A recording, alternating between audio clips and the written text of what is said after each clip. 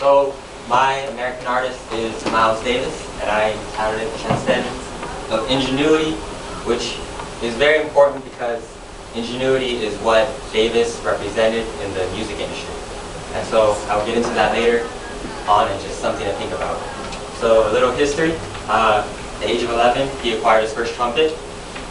He produced 51 albums throughout his whole career. He was born May 26, 1926, and he passed away September 28, 1991, at the age of 65. He died from a heart attack and other things, but he died after a long, fulfilling life. So, his success. The album, Feeling Blue. So this album is his most successful album because it is the most successful selling jazz album of all time. For 50 years, it's been on the charts for every day. And so, it sold over 4 million copies. And so, a couple years ago, it was the 50th anniversary.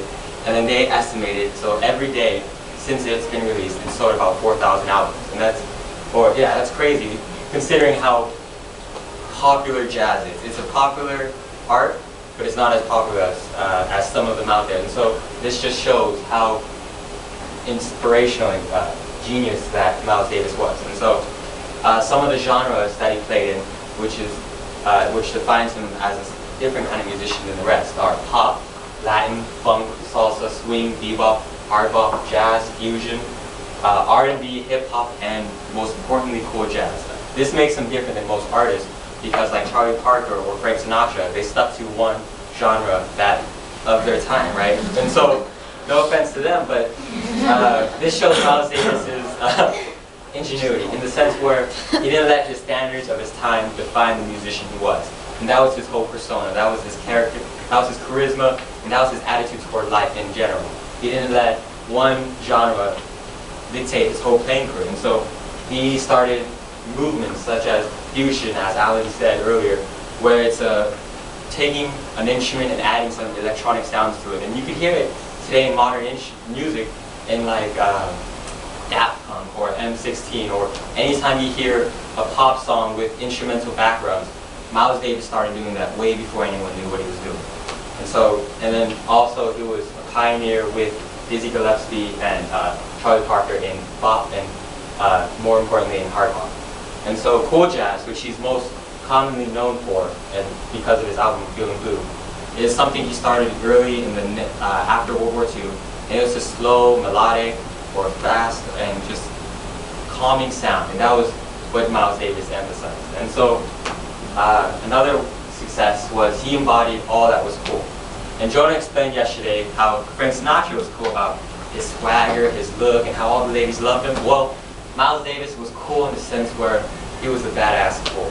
In the sense where, excuse my French, like he was the guy who spoke his mind, who didn't, like I was saying earlier, didn't let the standards of his time define who he was. He didn't let his race define how far he could go. And if he knew he was good, he would flaunt it. He was that guy who was speaking out, saying, I did this, I did that, and you did nothing.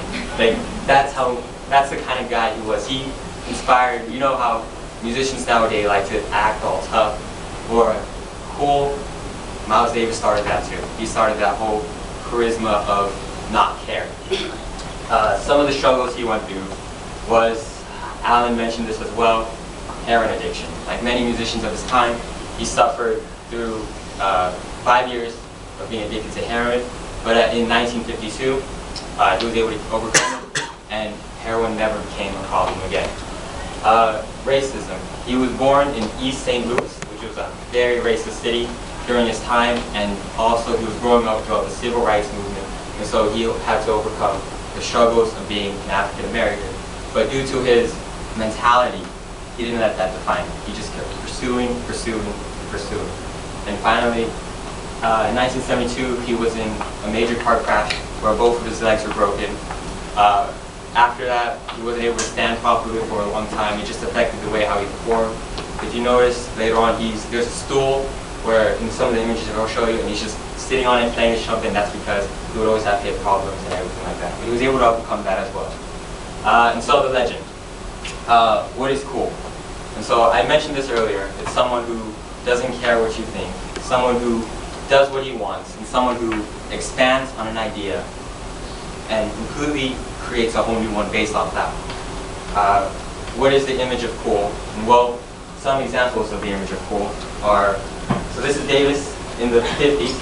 Notice how he's in that tight suit, white collar, you know, very, very dappered up. But in the 60s, he began to be more, how you say, fluent, or not fluent, artistic with his clothing. He's wearing very informal clothing, very cool for his time. Also, in the 70s, he was growing out the afro. He was wearing more rugged looking things, just expanding his image. And that's what Davis was. He's always expanding. Every decade, he changed. And so did his music. And this is Davis in the 80s, where he's just, boom, this is me. And his clothes reflected how his attitude toward life was.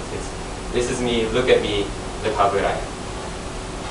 And so, what defines cool? Again, someone who doesn't let the standards of his time define who he is. Someone who's willing to break out of it, and that's what Davis did. How was Davis cool? By being a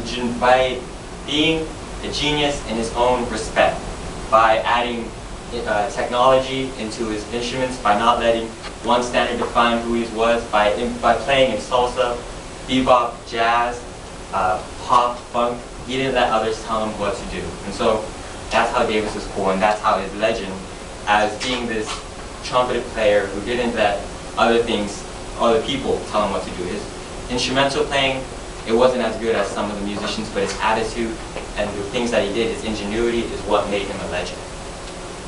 And so in finality, I have two quotes here that really give a sense of who Davis was. And so there may be some cuss words, so I excuse that. And so it's like, how did Columbus discover America when the Indians were already here? What kind of shit is that? But white people shit. And so this shows some of his racism that he dealt with, and how his outlook on life is. He questioned what was there, and then he took his take on it, and he wasn't afraid to tell people this. And also, one that I hold near and dear to me, don't fear mistakes, there are none. And that really reflects on how Davis was willing to go the extra distance and try new things, such as adding technology into his instruments by dabbling in so many other arts and everything such as that. And also, in one of his albums, Bitches Brew, it was one of his most influential albums as well, because the whole thing, there was no written music, it was all just improv, and it sold over 400,000 copies. Like, to me, that's astonishing on how an instrumental artist would do that without any. It was all one take, and then they sold it for 400,000 copies. And so, my emulation, which I will do tomorrow, anyone can become a professional. Anyone can have talent. Anyone can play an instrument, as we all know. But Miles Davis, he took everything and he created a new thing. What my emulation will prove tomorrow is that taking the standards of our time, or taking something that we all think should go one way, and go in another direction with it, and making it successful. And so, thank you. Yeah.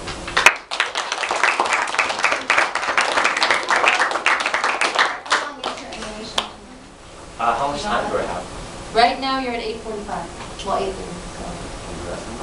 Or, So you want the rest of the time? So no questions? 6 minutes. Okay, then we're done.